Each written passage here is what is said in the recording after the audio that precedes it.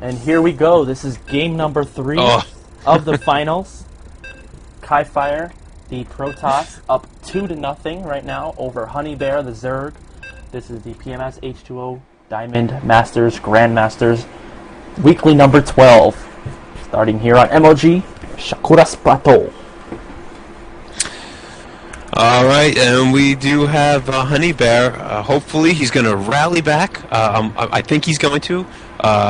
He's spawning as the red Zerg in the bottom left-hand corner on MLG Shakuras Plateau, while Kifire has got to be feeling pretty good right now, the blue Protoss player, up 2-0 in the top right corner.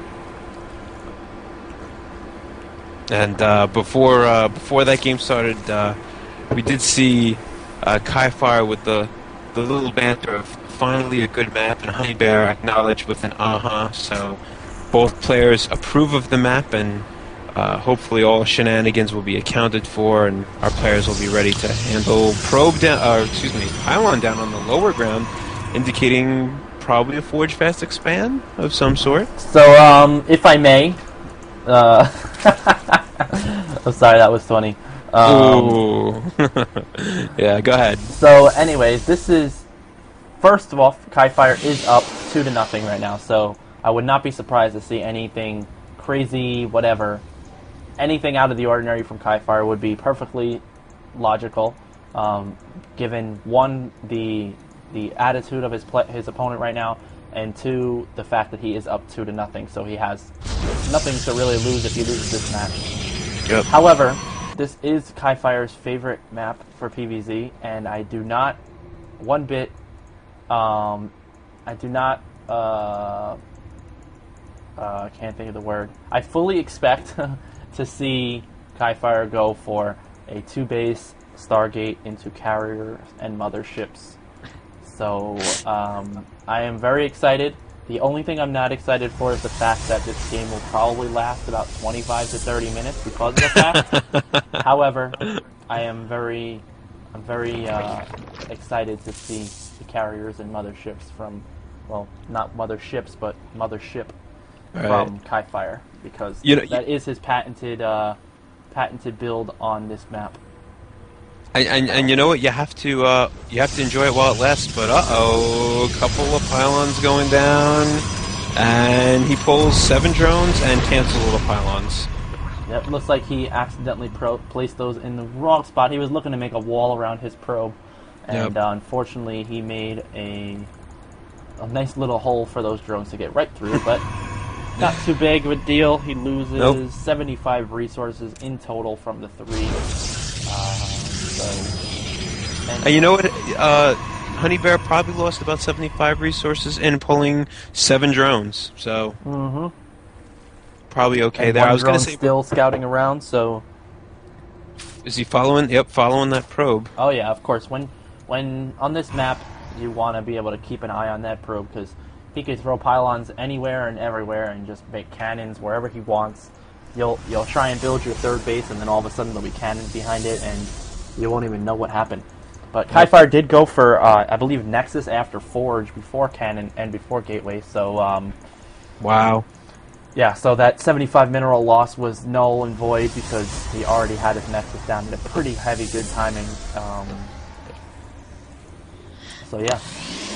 Yeah, I was going to say before, for those who I find it not possible that there are too many people out there, but are unaware of the fact that the carrier will be removed from the Heart of the Swarm expansion pack. So you have to get your fill now. Tentatively. Right. Obviously, this is all tentatively. I mean, we're obviously still in the alpha stages. I don't know. Are we even in alpha, or were you still pre-alpha, or what? You know what? It's alpha, right? I think it's alpha, because I'm pretty sure they're testing it in-house. I don't know if they're going to have a friends and family beta, I'll be friends and similar family, to another sure. Blizzard game out there. But it has been announced that there will be some sort of beta testing for Heart of the Swarm. I do believe they are in alpha. But yeah, the tentatively right now, the carrier has been removed. So Protoss, get your fill now. All right, so Kifire is scouting out. We do see this hatchery is down. It went down in about 5 minutes, which is pretty standard timing for a Zerg to take that expansion off of the Forge Fast expand. Kifire moves that Zealot up and just pokes up to see the hatchery, but doesn't actually attack it. So I'm not sure why. Maybe he didn't want the Zerg to know that he saw it. Maybe he wants to just play some games with it. I have no idea. But +1 is being chronoed out. Pretty standard here. Play from Kifire, getting that +1 as quick as possible. A couple of Zealots and a Stalker up at the top of the ramp. One Zerg is going to try and sneak up, but no way. He's not going to see anything but a Gateway Cannon, Forge, and Cybernetics Core. And unfortunately for Honeybear, that isn't any information that's going to be surprising to him. Pretty standard wall at the front, pretty standard buildings. He's not going to get anything new. He doesn't know the probe count. Yeah, so I mean, right now, Kifire, I have not studied his mothership carrier replays heavily, but I don't think he's really leaning towards that. Maybe he has played Honeybear before, and Honeybear knows of the carriers. Yeah, it does look like actually Kifire going for a 4-gate play here with the +1 timing. That probe's going to try and move up the ramp and put up a pylon there. Zealots and Stalkers moving across the map. Speed is almost done, but not yet. The Stalker will be able to escape just a little bit longer, but Speed will be finishing right now. And now those Zerglings are going to surround that Stalker and take him out. Oh, actually going to let him survive. Going to try and go for that pylon instead. And the Zerg player is aware that the probe went up top, but he is not aware whether or not that pylon was placed down. So right now there are more Zealots being morphed in. Oh, and see, there are 2 Stargates being put down. So this looks more like the Kifire that I expected to see. We could have a Zergling run by while really good timing there by the Zerg. Oh, wow. Getting all those Zerglings into the base. Going to be able to kill out a bunch of probes. Kifire is going to be able to snipe this expansion, but those Zerglings are going to be able to make their way into the base of Kifire and going to do some heavy damage with those probes. Looking at the workers lost, and Kifire losing 17 workers in the mix, actually deciding to attack with those probes rather than just running around until those Zealots came out. And really bad place for Kifire. But in his defense, he was able to take out the 3rd base of Honeybear, and the Harvester count is way in favor of the Zerg player, 40 to 20. Yeah, doubling the worker count, and you know what? 41. The 3rd base is down, but he's still got 2 fully saturated bases where Kifire barely has enough probes to saturate the 1. He's going to be chrono boosting out as many probes as he can. The 3rd going back down for Honeybear. Yep. Going to be able to snipe out this Overlord. Not going to supply block him just yet, but definitely going to make him have to build another one sooner than he would like. But Kifire is just going to, probe up. The good thing about Protoss is they do have this chrono boost feature where they can make those probes come out at extremely fast rate. And really nice force there. They'll catch those. He was able to get 2 of the sentries, though, but these last 2 still are going to have enough energy. Oh, no, excuse me. No, they don't have enough energy for force fields. Yeah, I think the 2 sentries that he did kill are out of force field anyway, so they are pretty much useless. Unfortunately, you can't turn sentry into Archons when they run out of energy, so... No. Not in Wings of Liberty, but who knows if that could be a legacy of the Void. I don't know, but Kifire... Oh, okay. Kifire here with the Zealots at the front. I was going to say that he had a little bit of a hole, but luckily he was able to close that up before those Zerglings ran up. Look back at the Harvester count. Kifire backups at 33. He's getting up there pretty quickly. Void Ray, 1 Void Ray being warped in. He's going to be pretty delayed on this because of the fact that he lost all of those units. He even lost an assimilator in the mix, I guess. I'm not sure. Yeah, and unfortunately, I'm not sure about Honeybear's... Roach is getting caught off guard by these Zealots. Yeah, these slow Roaches are really not going to be able to do much, and he's only up to 52 drones now. It wasn't long before he was at 44, and a couple force fields going down, and these Roaches are going to get caught. Yeah, I'm surprised at the decision for Honeybear to make roaches, like you had said, and Aspire, considering he did scout double Stargate. So if he decides to go with Mutas, Kifire can just answer with Phoenix, and if he decides to go with Corruptors, Kifire can just answer with Void Rays. And the third is going to go down again for Honeybear. That's twice he's lost that expansion. And this time, I don't think Honeybear is really going to be able to trade with that. I don't think he's going to be able to do another run by. And yep, there's the Protoss's OP argument. It just makes me laugh because, I don't know, this used to be me.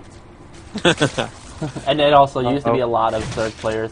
But wow, 14 mutas just produced, and no cannons down anywhere yet.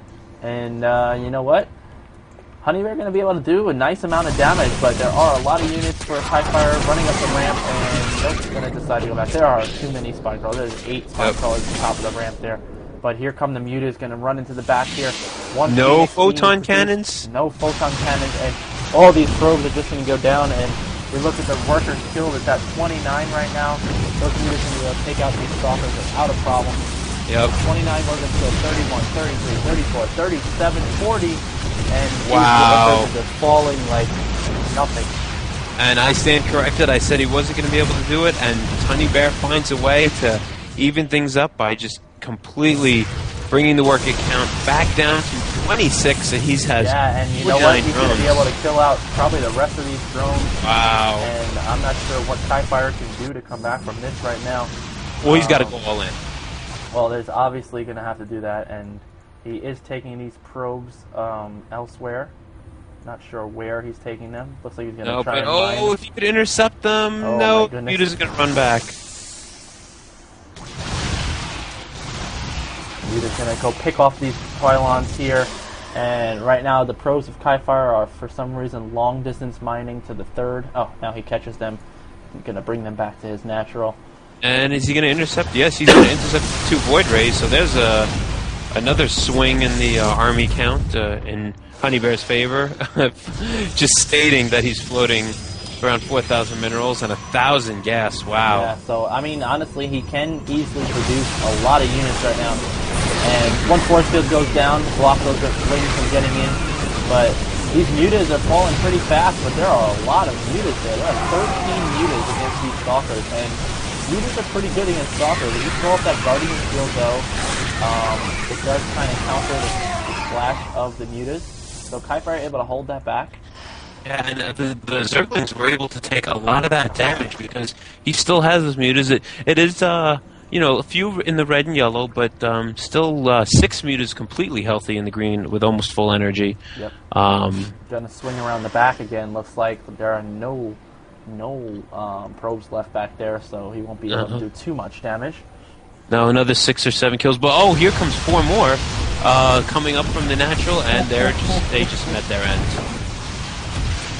Now, I wouldn't be surprised to see Kifire go with a Mutas OP just for fun.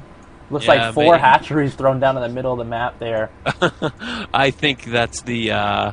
when you're floating 4K, you have no choice but to make insane amounts of hatcheries. That's true. And you know what? When you have Mutas on the map, you can pretty much do whatever you want.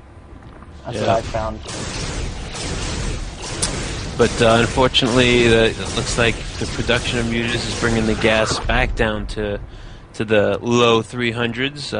And holy cow, we've got 22 mutas now. Yes, we do. 23 and, actually. They don't. No +1 yet.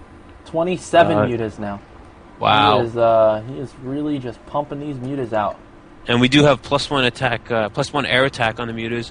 The Zerg Speed Glial Reconstitution. Gosh, why do they have to name that something so difficult? I don't know. Roach Speed, I think that's what it says. There we go. Why not just call it Roach Speed? With 27 mutas, there is pretty much nothing that one cannon can do. Especially once that attack finishes. Yeah, they'll probably just one-shot this cannon.